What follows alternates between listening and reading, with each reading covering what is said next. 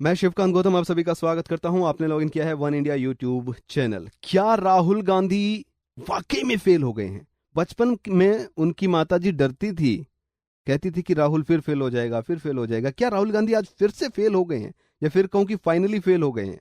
जिस तरीके से वो हर चीज लिख कर लाते हैं, बापूजी के 3 बंदर 5 साल के बच्चे को याद हो जाते हैं, क्या 45 साल के राहुल को याद नहीं हो सकते? बड़ी शर्मनाक बात है।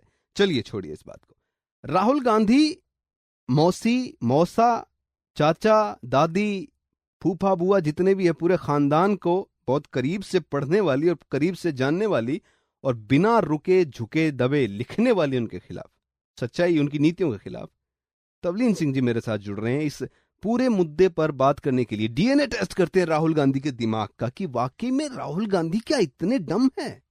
बहुत बहुत स्वागत है मैम आपका शो में।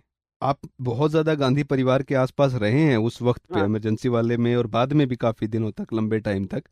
हाँ, राहुल गांधी कल जब आ रहे थे, गाड़ी से निकले तो लिख कर लाए थे। वैसे लोग बुद्धू कह रहे हैं, मैं नहीं मानता हूं। देखिए, हाँ, होमवर्क करके लाना चाहिए घर से। वो हाँ। बकायदा एक एक पॉइंट लिख के लाए हैं कि मैंने बोलना क्या है। लिखाई देखी आपने? हाँ, लिखाई देखी बच्चों थी। की लिखाई है। जी, मोदी जी बात सुनना चाहते हैं, मोदी जी कह नहीं रहे हैं, ये बोल। हाँ, बापूजी के 3 बंदर हैं भाई, 6 नहीं है, 3 ही है। और ये बापूजी के नहीं है, ये बहुत पुरानी अंग्रेजी में कहावत है, सी नो इविल जी, वगैरह। ये ये ये तो बहुत ये पुरानी, गांधी जी ने किसी और से ली है। मेरे 5 साल हाँ, के भांजे को याद है बापूजी के ये जो 3 बंदर हम बोलते हैं उनका क्या मतलब है और क्या है। तो हाँ, राहुल गांधी लिख के लेके आए और बाकायदा देखा उन्होंने हाँ, जब वो। पढ़ पढ़ के बोल रहे हैं। हाँ, तो हाँ। इससे ज्यादा मेहनत और क्या चाहता है? ये जो विपक्ष में पहले जो थी सरकार, अब पक्ष में आ गई है, वो अब हाँ। क्या जान लेंगे इस बच्चे की, बेचारे की? ये ये बड़ी पूरे हमदर्दी आ रही है आपको। हाँ, तो अब क्या करें? देखिए, मेरे एक टीचर थे, जब गांव में होते थे तो उस वक्त पे, आजकल तो डंडे नहीं मारते हैं, तो उस टाइम हाँ, पे वो टीचर जो थे वो लात भी मार देते थे, और गांव में हम बोलते भी नहीं थे हाँ, क्योंकि गुरु का सम्मान सबसे ऊपर था। घर पे हाँ, जाके बोलेंगे तो और मार पड़ेगी। तो हाँ, एक जो बच्चा था उसको कभी नहीं मारते थे। हाँ, तो मैं थोड़ा क्योंकि सा, वो बुद्धू था। हाँ, बुद्धू भी था वो, थोड़ा सा यही था कि उसको कोई मतलब नहीं दुनियादारी से, वो बैठ गया लास्ट में आके। तो हाँ, जब मैंने वो उनसे पूछता था, मैं 1 2 बार कि सर आप, क्योंकि मैं थोड़ा सा पढ़ने में ठीक था, तो मैं हाँ, पूछ लेता था, मैं सर आप उनको तो मारते नहीं, हमें मारते रहते हो। तो बोला, हाँ। वो तो गाय हैं, उसको क्या मारूं, पाप लगेगा उसको। उसको पढ़ाऊंगा तो भी कुछ नहीं आना, ना पढ़ाऊंगा तो भी कुछ हाँ, नहीं आना, वो ऐसा ही रहना है। तो हम्म, राहुल गांधी पे मुझे इसलिए दया आई आज कि राहुल गांधी तो गाय हैं, हाँ। क्या बोले नहीं, उनको। पर सवाल ये है कि इनको लिख के किसने दिए हैं पॉइंट? हाँ हाँ, ये बड़ी क्योंकि एक। अगर इनके अपने दिमाग में से आ रहे होते ये सारे पॉइंट, हम्म। तो इनको लिखने की जरूरत क्या है? जी हाँ। जी, पर लेकिन लिखाई तो उन्हीं की लगती है। हाँ, लिखाई हाँ, अब मैंने देखी नहीं है लिखाई। एक फोटो और चल रहा है, सोनिया गांधी भी रोमन में हिंदी लिख के लेके जाती थी, मेरे कर्मचरियों मैं आपके लिए ये करूंगी वो करूंगी, तो वो भी हाँ। लिख के लेके जाती थी।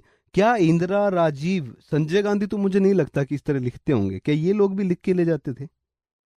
भाई, मैं यकीन के साथ कह सकती हूँ कि अगर आप देवनागरी में कोई इनका भाषण लिख के दे दें इनको, ये पढ़ नहीं पाएंगे। जी।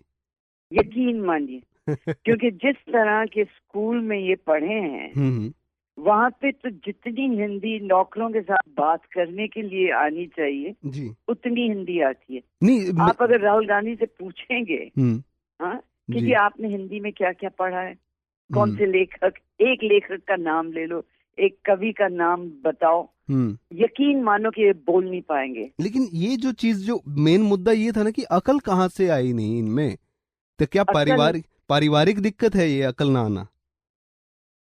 भाई अब ये बड़े पर्सनल आप जुड़े हुए सवाल पूछ रहे हो। रहे। लेकिन जहां तक मुझे याद है कि जब ये बिल्कुल छोटा था राहुल, जी। उस वक्त इनकी अम्मा को हमेशा वो परेशानी रहती थी कि ये पास में फेल ना हो जाए दोबारा।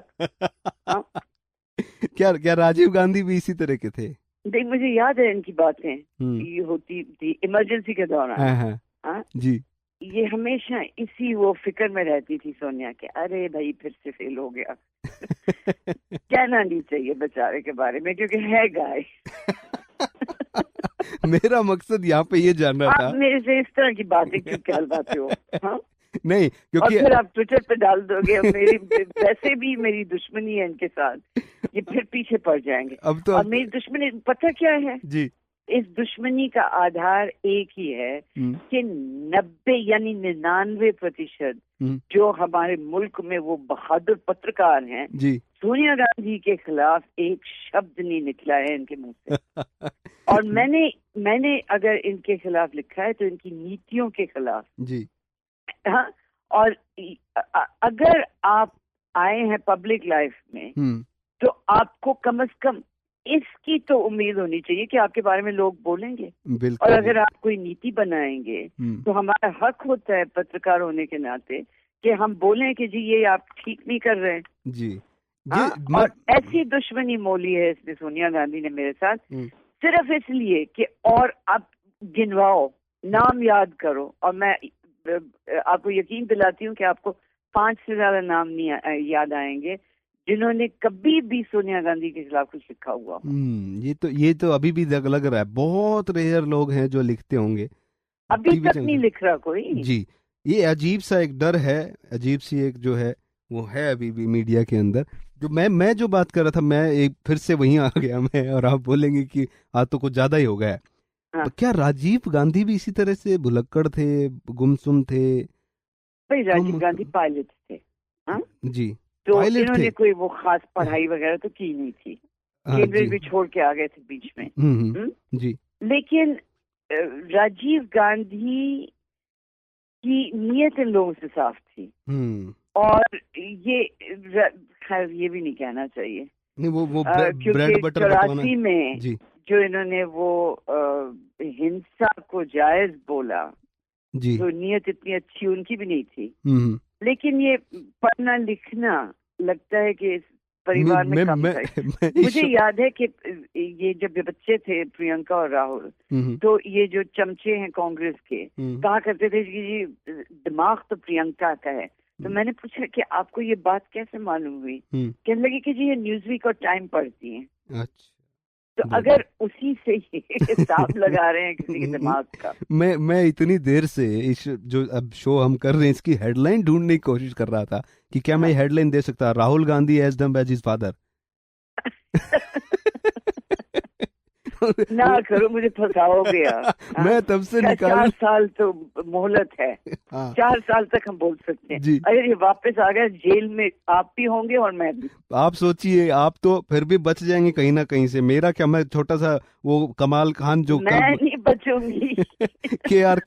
के जो बोलता है 2 रुपीज जर्नलिस्ट मैं नहीं बचूंगी। मैंने जो मेरी नई किताब आने वाली है उसके बाद तो ये जो दुश्मनी है उसमें इतनी तलखी आने वाली है कि आपको अंदाजा ही नहीं है।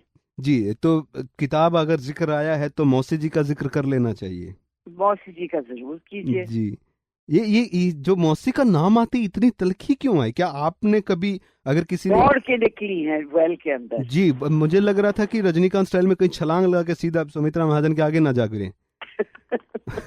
तो जिस तरीके की वो चीज आई, या तो इंसान बहुत ज्यादा दुखी हो जाए किसी चीज से और बिल्कुल ही झूठ इतना बड़ा आ जाए जो कि स्वाभिमान को तार तार कर दे, या फिर ये हो कि बिल्कुल कड़वा सच आ गया हो सामने। कड़वा सच था ये। और जिस तरीके का रिएक्शन था, मैंने तो दुकान देखी नहीं है मौसी की, लेकिन मैंने सुना है इसके बारे में उनसे जिन्होंने इस दुकान में जाके अंदर चीजें देखी हैं जी। और चीजें जो मैंने सुना है, चीजें सारी इस मुल्क की हैं। तो क्या कुछ वो एंटीक चीजें हैं और कुछ ये शोले वगैरह जो शातूश। तो क्या अब शायद बंद कर दिया होगा क्योंकि अब यूरोप पे भी प्रतिबंध लग गया है शातूश का जी। क्या ये फिर मनमोहन सिंह यूं ही बदनाम हो रहे हैं क्या, जो गिफ्ट विफ्ट वगैरह थे सरकारी? भाई मनमोहन सिंह को हम 2 नजरों से देख सकते हैं जी। एक ये कि बिल्कुल ही चमचे थे और हाँ में हाँ मिलाते रहे जी। दूसरा ये कि शायद वो वाकई में देशभक्त थे और बन गए प्रधानमंत्री देश को बचाने के लिए, क्योंकि अगर ये खुद बन जाती तो आप सोचो क्या होता देश का। मुझे पहले वाला ही लग रहा है, क्योंकि जो चीजें निकल कर आई बस वो पावर जो मिली थी उनको नाम की, मिनिस्टर विदाउट पोर्टफोलियो जो बन गए थे वो बड़े खुश थे उसमें। 2 बार उन्होंने किया और हर चीज में वो ऐसे करते रहते थे। कोई फाइल उनके पास नहीं, कुछ नहीं, जो आई है बातें सामने निकल कर। तो वो लग रहा है कि कहीं ना कहीं जो है मनमोहन सिंह जो है लालच में आ गए और सारा जो जीवन उनका था वो बर्बाद एक किस्म से बहुत किया। बड़ी चीज है प्रधानमंत्री बनना, ये भी तो है। लेकिन क्या जितना जो कमाई थी, जो इज्जत, वो सारी गंवा के?